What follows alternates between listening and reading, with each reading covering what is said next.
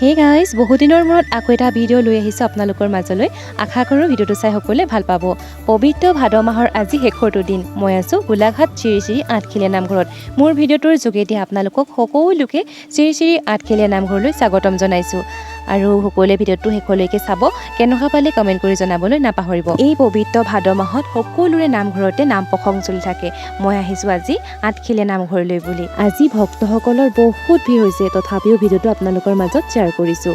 আৰু আঠখেলীয়া নামঘৰৰ কথা সকলোৱে প্ৰায় জানে, মই আৰু কৈ নাথাকোঁ। আপোনালোকে ভিডিঅ'টোকে চাওক আৰু কেনেকুৱা পালে কমেণ্ট কৰি জনাবলৈ নাপাহৰিব। যিসকল বন্ধু বান্ধৱীসকলে মোৰ চেনেলটো এতিয়ালৈকে ছাবস্ক্ৰাইব কৰা নাই, প্লিজ ছাবস্ক্ৰাইব কৰি ৰাখিব। চেষ্টা কৰিম আপোনালোকৰ আগত ভাল ভিডিঅ'সমূহ আগবঢ়াবলৈ। আৰু যদিহে মোৰ এই ভিডিঅ'টো গাঁৱলীয়া ছোৱালীৰ ফেচবুক পেজত চাই আছে, তেতিয়াহ'লে প্লিজ ফেচবুক পেজটো ফ'ল' এটা কৰি দিবলৈ নাপাহৰিব দেই।